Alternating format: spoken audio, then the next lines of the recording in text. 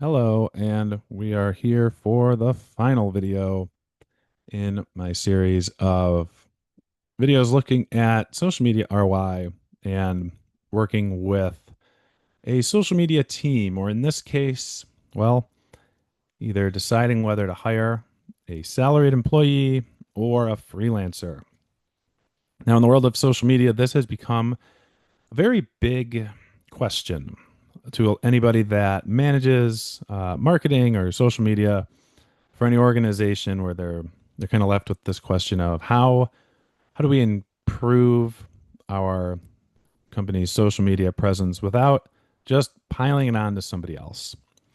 And that's really where I want to start here in this final discussion. In that, up on this slide, there's a comparison of the salaried employee versus the freelancer.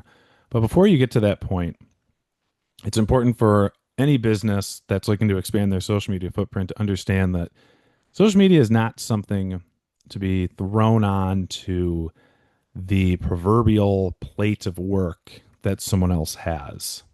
So often we see this happen with small businesses where maybe an office assistant or an executive assistant is responsible for handling it. Or the one person who does all the marketing also manages social media.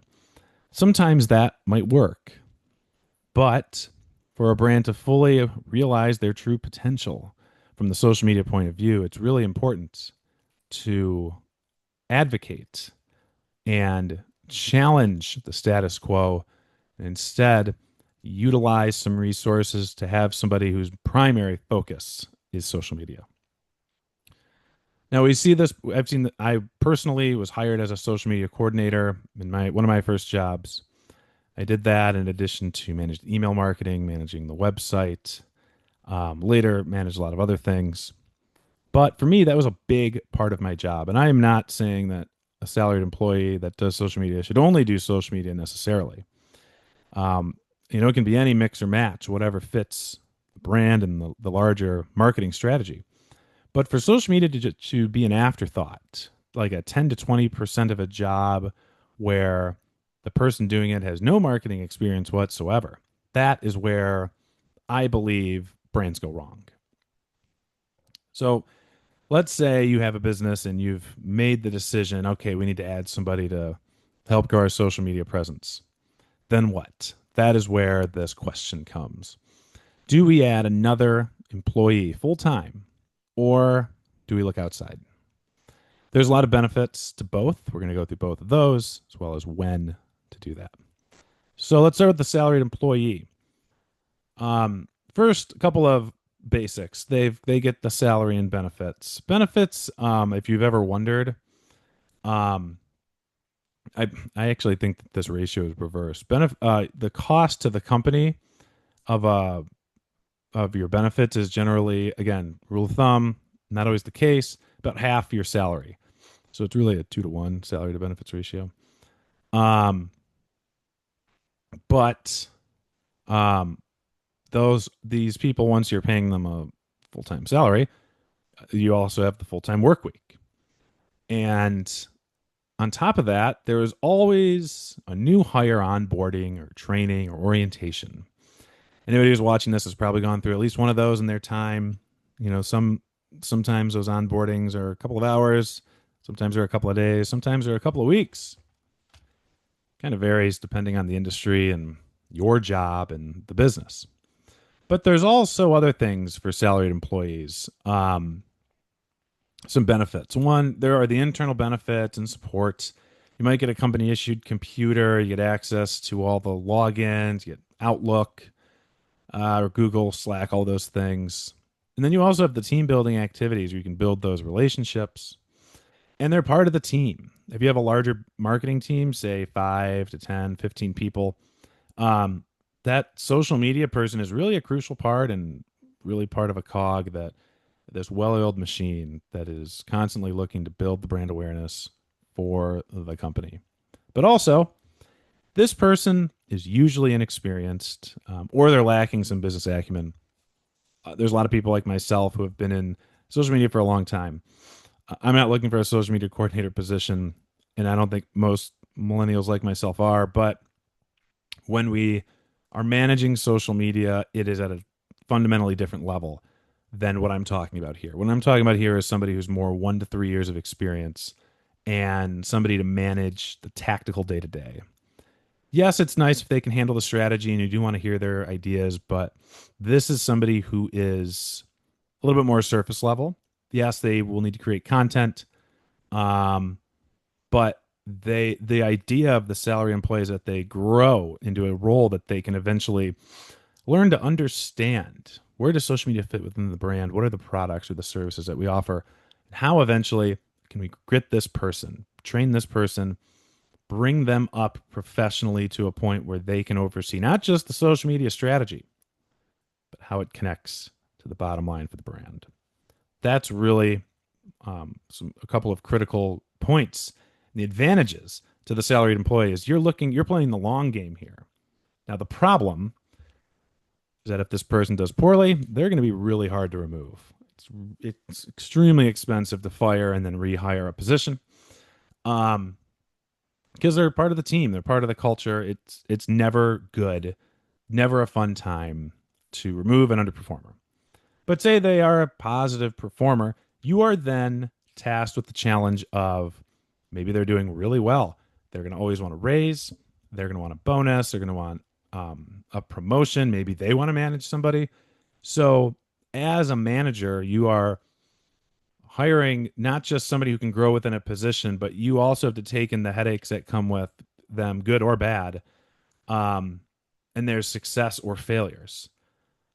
I have seen both of these pretty quickly. I've seen them at the same time, people that have worked for me. And I will say, there's not a ton of people that are living in the in between.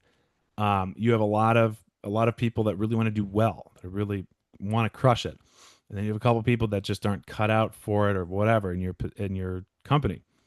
There are some people that just want to go to work, do their job, and go home. But with social media, it's not kind of just by virtue of what it is. It's not really something that you can just shut off at 5 o'clock. We're not going to dig too much into that, but it is what it is. Now, if you switch it and you look at a freelancer, this is a contractor or even maybe not an agency. I don't know if I'd go that far because that can have much greater ramifications, but we'll say small agency. And this is very different. One, you're paying them at a premium if it's an hourly rate, great. There's not a lot of people that are charging hourly anymore. But you're paying a lot more for a lot less time. However, they are extremely quick to initiate, start them on the job. They're more experienced. These are people who have probably been doing this for a long time. This your typical person who's done this is someone who probably had a job doing social media, came up through the ranks over the years, and is extremely well versed in social media to the point where I would call them a subject matter expert, as I'll get to in the last slide. But also, on the flip side, this person's not immersed in the company culture, team activities. Um, it's very much at arm's length away. Um, and hey, if things don't work, things don't work. Maybe you have a contract for 6, 8 months, whatever. It's over. They move on. No harm, no foul. Those happen all the time. You can go find something else. Not nearly as difficult. Again, if you have an ironclad contract, kind of shooting yourself in the foot there, where it's kind of like, oh, well, we promised we were going to pay this guy for 2 years. Yeah, don't sign up for that. Don't sign up for a freelancer for more than 1 year. I would say 1 year is ambitious. I mean, as a freelancer, I would love that. I would say you probably want to have a clause to an out clause at some point, but um, in general, freelancers are a little bit easier to move on from if things don't go well. So, knowing those, when do you go with the salaried employee? Well, one, I would go with them when social media is one of several parts of the job, kind of like the one I described about myself. Um, but freelancers are a little bit more niche. But then also, when your broader social media strategy, assuming it's already defined, is going to look at a little bit more of the company culture. This happens a lot with brands, especially on Instagram and LinkedIn, where they use those as internal recruiting tools. But if that happens, you need to be there at, say, a day at the ballpark. The company goes out, day at a Christmas party, things like that. Freelancers can still handle those, but suddenly it's more work for you because now you've got to get the photo, you've got to get the names, and you've got to send it over to your freelancer who may or may not be able to do it right then and there. For the salaried employee, social media is just handled and all of the company culture stuff and the photos and the quick videos. That is all a product and a kind of something that's just done without hopefully you having to think about it. Unfortunately, when you outsource this kind of stuff, it becomes kind of a chore. You got to do a lot of outreach, you got to do a lot of extra communications, and it can be a little time consuming. So, also I worked in an environment once where leadership was always sending stuff to post on social media constantly. Oh, someone was on the news, somebody got a quote here, and it became where social media was just news coverage roulette. I didn't like it. I didn't, but also I didn't really have a choice. If I had been a freelancer, that would have been miserable. It would have never worked. So when you have a social media person who's really plugged in and who is a core part of the everyday happenings of the brand, that is where the salary employee really thrives, and where it is absolutely an advantage, I should say, to the freelancer. Then finally, we have when should you hire a freelancer? If social media is going to be the only thing this person does, I imagine this person's not going to have 40 hours per week of work unless you have a dozen different channels, all these different sub brands, which I would hope that you have a social media person before this point.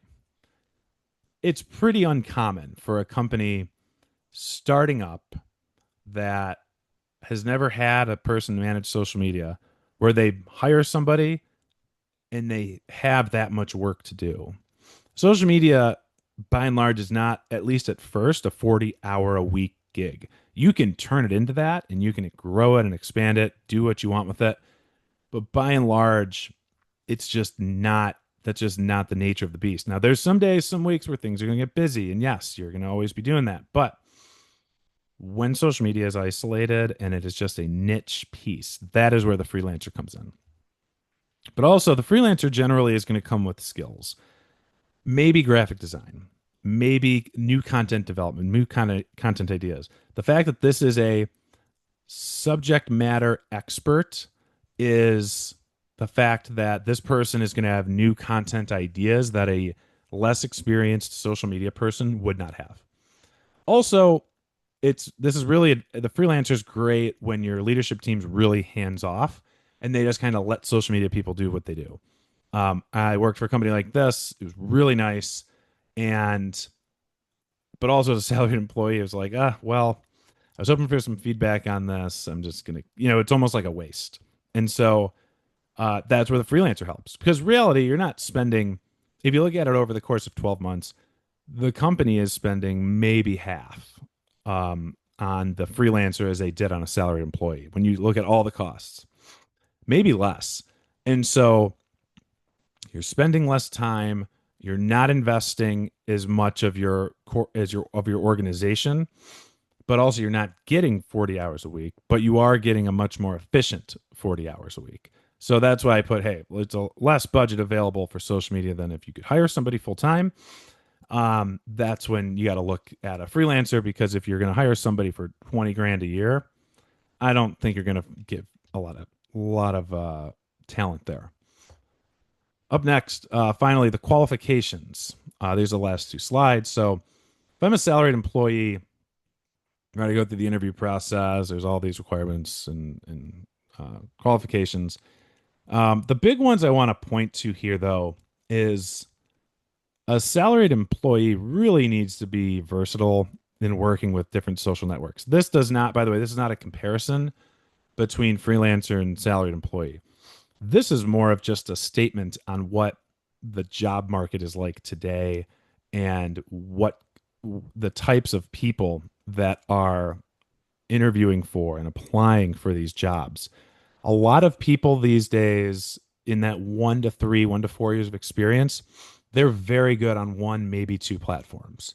After that, it becomes a challenge and it becomes a difficult question to pose because, sure, they're going to say in the interview, oh, of course I can do LinkedIn company page. Why not? I do Instagram and TikTok. How hard could it be? When in reality, it's a very different target market, very different algorithm on the platform. And what's more, it's also just a different mindset that people are in when they're on the platform. That's something that an inexperienced social media marketer is not going to be able to do. And you often end up with the classic copy pasta on all of the different platforms where, hey, I wrote this and optimized it for Instagram. I can just publish it as is everywhere else. That is not the way to go. But also, another thing, and again, this is more of an intangible, is this needs to be a creative. This needs to be someone who thinks outside the box, who wants to do well. I don't want to call them a go getter because that's not really a qualification, but somebody who is going to create something unique that the brand has not seen before. You know when a social media person is doing well when you or when somebody else, a different stakeholder in the company, sees a post on social media, is like, wow, I've noticed the social media recently. Really nice job. That's when you know that you have a true creative managing social media. All right, last slide of the presentation of the video. What are those freelancers' qualifications? Well, I've mentioned this twice before, but this is a true subject matter expert. This is somebody where if you are hiring them full time, they are easily six figures, um, and not just 100,000, like significantly more. This is somebody who stays ahead all the time, where they live and breathe this stuff. Somebody who, when there's an algorithm change or a best practices change, they see it, they know it, and it's applied instantly to your posts. But also, this person has experience. This person can tell you about their experiences and they can show you the results. When you are hiring a salaried employee, you are investing in somebody for the long term. When you hire a freelancer, you are bringing them in to do they're like a social media mercenary. They are there to kill it immediately for you. They are there to do the job and do it extremely well.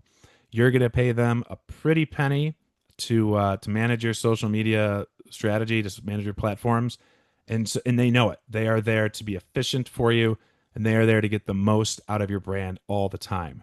They don't like, but also, there's headaches that come with it, of course. If you challenge them and they say, well, that's not what the algorithm is doing anymore, like that's inevitable.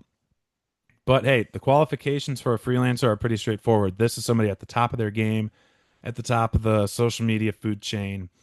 It's not necessarily a household name, but it's somebody that can really do the job and do it really, really well. Um, so yeah, that just about covers it. Hopefully, this is an interesting back and forth. I wish I had better visuals for this, but this is more cut and dry. For questions, feel free to reach out. Or if you're a freelancer, I would love to hear from you, to hear more about your experiences. And do you think this fits the bill? I would love to learn more, as I myself dabble a little bit in this, and would love to just meet others who are kind of in the similar boat. So feel free to reach out with any questions, and thanks for checking out these videos.